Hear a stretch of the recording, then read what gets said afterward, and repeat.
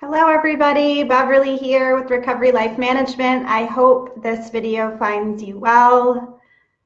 I hope you had a great holiday. I think I ate too much, but it was a great holiday. I actually had my sister and my brother-in-law over yesterday, and my husband and I cooked, and it was our first holiday in our new home, and so it was really nice, and we enjoyed ourselves. And I'm hopping on today to go over another conscious recovery tip with you. And I'm hopping on every Tuesday to give you a cool tip, and I want you to take the tip and then take action on it is really what we're going for.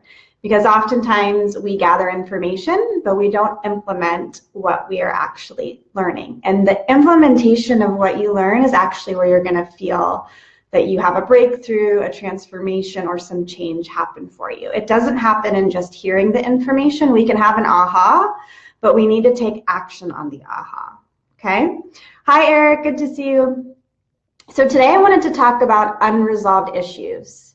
So it's very common that when it is the holiday and we are around family, that our unresolved issues get bumped into. And what's really important to know is that when you stop using substances, really that unearths your unresolved issue, because we are not covering our unresolved issues anymore with our substance use or any other coping behavior. So it's like all this stuff starts to bubble up. And now it's time to really do the inner work so that we can resolve what's unresolved inside of us. I have a really good example. Years ago, when I would be around my brother, I would feel super judged by him. And it was always a really difficult experience for me. But as I started to learn about unresolved issues, I realized that what was really happening was he was bumping into my self-judgment. And so it gave me an opportunity to resolve my self-judgment, which was one of the main issues in my recovery process, is that I was very critical. I was very harsh on myself. And so I really needed to resolve that in order to heal. So there's a real simple 3-step process when it comes to unresolved issues. I'm going to give you the 3 steps. Completing the 3 steps takes time. I mean, we have a lot of unresolved issues. You might have an unresolved issue that is around overworking because you get worthiness or accomplishment from working. You might have an unresolved issue of, being in unhealthy relationships or trying to control relationships because you aren't loving yourself. There's many different examples of unresolved issues. And I can tell you that when I first started my process, I had, pages full of unresolved issues. So there's a lot of things to have to work through. The first thing is really identifying what your unresolved issues are. This may sound super simple, but most people deny that they have unresolved issues, right? That's why we use substances or other behaviors to kind of cover that stuff up and not have to deal with it. So we want to stop denying it, and we want to bring awareness to it. We want to acknowledge, like, hey, I have an unresolved issue around shame or unworthiness or feeling undeserving of love or whatever it may be. When we can identify it, then we can bring light to it, we can bring love to it, we can start to work a process around it.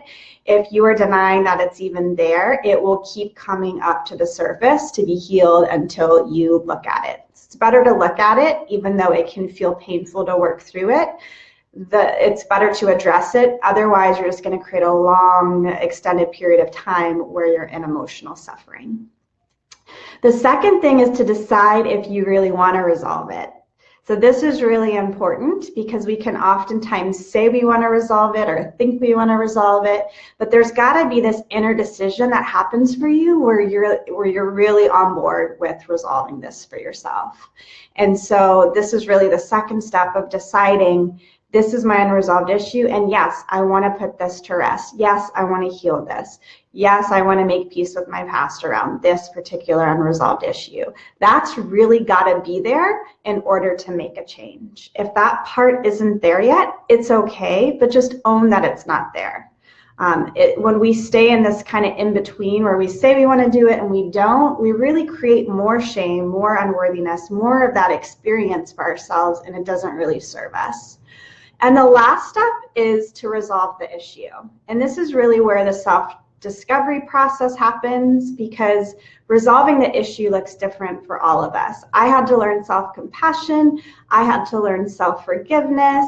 I went to therapy. I've used coaching. I got a master's degree in spiritual psychology. There's so many different tools I use to resolve my issues, but the main thing that I do is I identify when I have an unresolved issue. I decide if I want to resolve it or not, and then I find a way to resolve it. If I don't know how to resolve it, I find a way. I get support, I get accountability, I find a system, so that I can make sure that I am consciously working on resolving this unresolved issue. So this is my tip for you today.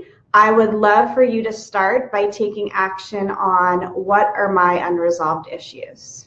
You can grab a pen, a paper, and write out some of the things that feel unresolved for you. For instance, over the holiday, some of your stuff maybe got bumped into. Write that down. There's no judgment about this stuff. This is just your stuff to work through. And in order to maintain your sobriety and actually get into thriver mode, you have to be actively working on resolving what's unresolved. All right. If you have any questions, feel free to message me. I will be posting an accountability post tomorrow to see how this process went for you. And until then, I'm wishing you a great day. Thanks for being here.